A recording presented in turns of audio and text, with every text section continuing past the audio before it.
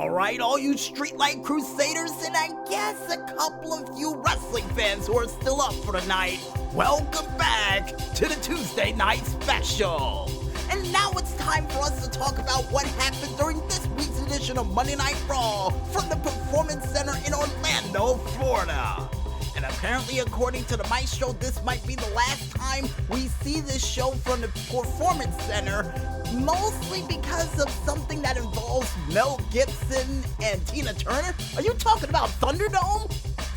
You know what? Before we go into that, folks, Manday Night Raw would kick off with a little bit of technical difficulties, courtesy of Project Mayhem themselves, Retribution. And during this bit of haywire and technical difficulties, we would see a pissed off Drew McIntyre addressing Randy Orton, saying that a man who said he loved you and a man who was your mentor for well over 20 years, you decided to repay him by low blowing him and punting him in the head, and you're gonna pay for that this Sunday because you're not fighting a 70-year-old man, you're fighting a pissed off 6'5" fire-breathing Scotsman who's looking to take your bloody head off. Now, granted, he didn't say it like that, but at the same time, with everything that was going on with Retribution trying to shoot a money-for-nothing Dire Straits music video by ruining the production truck that was currently in the said Performance Center, yeah, let's just say that Drew McIntyre tried to go backstage almost the same way last week with Big E trying to rally the troops, only to get interrupted by none other than the Monday Night Messiah of Seth Rollins. And Seth Rollins would get informed by Cedric Alexander and by none other than Ricochet that a little birdie told him that Rey Mysterio is gonna be in the house tonight. Only for Rey Mysterio to try to take off Drew McIntyre and for Drew McIntyre to almost beat the crap out of the both of them.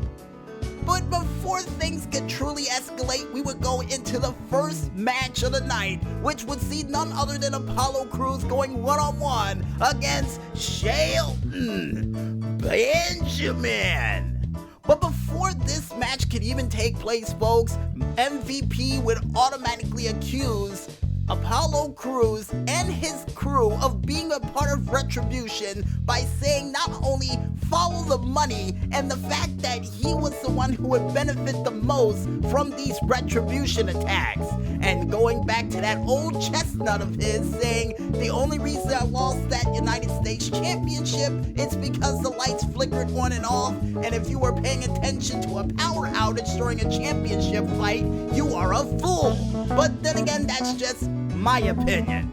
And during this match, speaking of distractions, action during this match will go back and forth, but unfortunately for Shelton Benjamin, a distraction of its own in the form of Akira Tozawa and his ninjas going after R-Truth, the 24/7 champion, would then see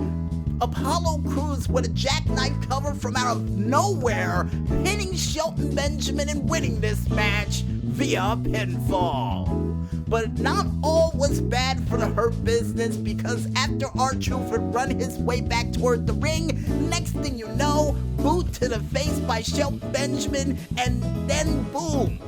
the WWE 24/7 7-Eleven I-95 South European Championship would once again be in the possession of Shelton Benjamin. And by the way, something we completely forgot to say before this match could kick off,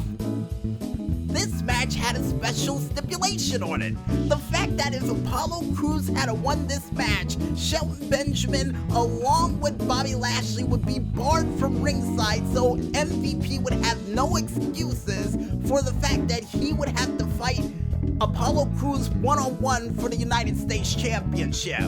But after the match was over, and another thing we forgot to mention was the fact that MVP, Bobby Lashley, and Shelton Benjamin would all join in on a gangland-like beatdown on Apollo Crews, only for none other than Cedric Alexander, Mustafa Ali, and Ricochet to stop the beatdown for a 6-man tag match to take place later on that night.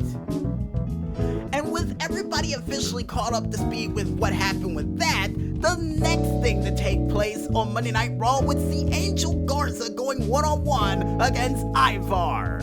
Now, prior to this match, folks, you would see not only Angel Garza trying to win the affection of Demi Burnett once again with a rose, only for Ivar to come along with a turkey leg and win the affection of Demi Burnett. And at the same time, you would see a ticked off Angel Garza slapping the turkey leg out of the hands of Demi Burnett, only for Ivar to use the force to bring the turkey leg back to give it to Demi Burnett, leading into this match where action would go back and forth and not only see Ivar living true to his name by doing a diving Mike Knox cross body for a near fall, only for him to do another amazing move out of the corner in the form of a jumping seated senton, still for near fall. But unfortunately, due to Zelina Vega with a little bit of interference during this match, Angel Garza would be able to come back with his lethal low basement drop kick to the face of Ivar for the lethal Lothario to win this match via pinfall. With the help of Zelina Vega actually making sure that Ivar couldn't go to the air anymore by getting in the way of his suicide dive in efforts of trying to take out none other than Angel Garza. Yeah, we might as well add the reason why in the world that he was able to win this match, because otherwise, he would have lost. He really would have. But after the match was over, folks, next thing you would see would be none other than Angelo Dawkins on the Titantron talking to Demi Burnett about what happened to his partner Montez Ford, only for them to get a little bit of footage from the ipso facto leader of the Nation of Violence himself, Samoa Joe, informing Zelina Vega saying that after the recent attacks with Retribution, WWE decided to up their security cameras, and with the new CCTV tapes, people can now see how low people are willing to stoop to get ahead in their careers, and then would inform Zelina Vega that they can also see what people do backstage as well, only for Zelina Vega and company to run backstage, only for the footage to be none other than Zelina Vega behind the poisoning of Montez Ford. Bum, bum, bum. Just like the EST of NXT knew all these weeks and would attack Zelina Vega on site, whether it be in the arena or on live stream, next thing you know, you would see Montez Ford getting his piece of flesh by beating the living daylights flag tag out of Angel Garza, while none other than Andrade Cien Almas would get his from none other than Angelo Dawkins. Yeah, so now they've made it personal heading into the Tag Team Championship match that will take place this Sunday at SummerSlam.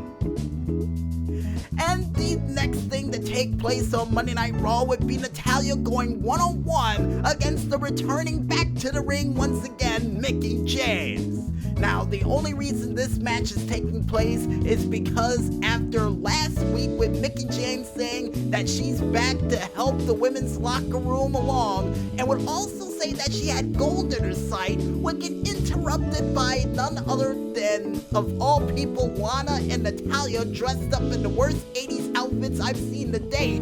and then would say, you know what,